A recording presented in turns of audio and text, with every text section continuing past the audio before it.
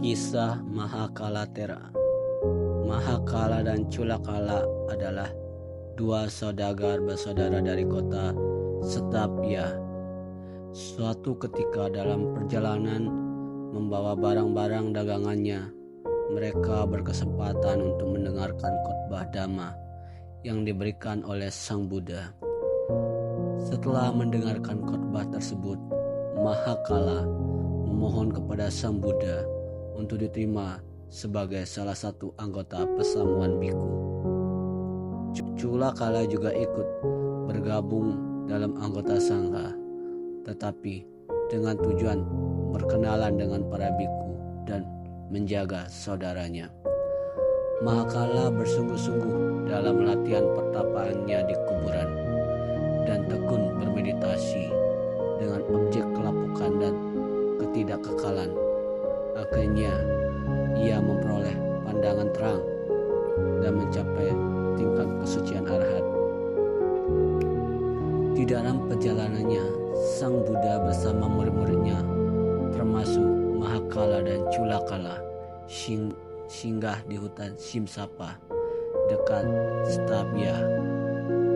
Ketika berdiam di sana, bekas istri-istri Culakala mengundang Sang Buddha beserta murid-murid beliau ke rumah mereka untuk menerima dana makanan. Culakala sendiri terlebih dahulu pulang untuk mempersiapkan tempat duduk bagi Sang Buddha dan murid-muridnya. Kesempatan itu dipergunakan sebaik-baiknya oleh bekas istri-istri Culakala untuk merayunya agar ia mau kembali kepada mereka. "Kakanda, alangkah kurusnya engkau sekarang. Tentu selama ini Kakanda sangat menderita. Mari, Adinda bersedia memijit Kakanda untuk menghilangkan lelah seperti dahulu kala. Oh Kakanda, marilah kita bergembira seperti dahulu lagi." Pada dasarnya Culakala memang tidak tekun dan bersungguh-sungguh dalam melaksanakan kewajibannya sebagai biku. Mendengar berbagai rayuan dan rangsangan, batinnya tidak kuat, nafsunya tergugah. Tanpa pikir panjang lagi, dilemparkannya jubahnya dan kembalilah ia kepada kehidupan duniawi sebagai perumah tangga. Melihat para istri Culakala berhasil mendapatkan suaminya kembali, para istri Mahakala pun tidak mau kalah. Pada hari berikutnya, bekas istri-istri Mahakala mengundang Sang Buddha bersama murid-muridnya ke rumah mereka dengan harapan mereka dapat melakukan hal yang sama terhadap Mahakala.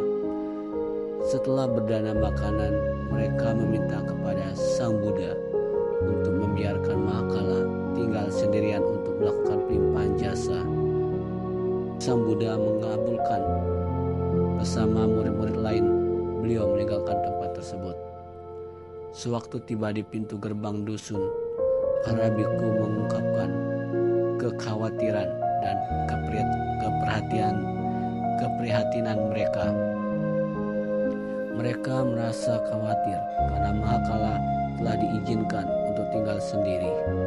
Mereka merasa takut kalau terjadi sesuatu seperti Culakala saudaranya, sehingga Mahakala juga akan memutuskan untuk meninggalkan pasamuan biku, kembali hidup bersama bekas istri-istrinya. Terhadap hal ini, Sang Buddha menjelaskan bahwa kedua saudara itu tidak sama. Culakala masih menuruti kesenangan nafsu, keinginan, malas, dan lemah. Dia seperti pohon lapuk. Mahakala sebaliknya, tekun, mantap, dan kuat dalam keyakinannya terhadap Buddha, Dhamma, dan Sangha. Dia seperti gunung karang. Kemudian Sang Buddha membabarkan syair sebagai berikut.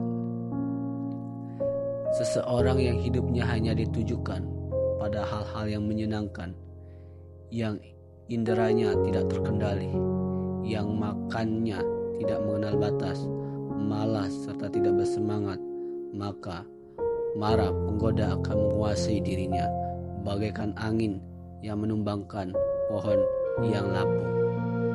Saya selanjutnya, seseorang yang hidupnya tidak ditujukan pada hal-hal yang menyenangkan, yang inderanya terkendali, sederhana dalam makanan, penuh keyakinan serta bersemangat, maka para penggoda tidak dapat menguasai dirinya, bagaikan angin yang tidak dapat menumbangkan gunung karang.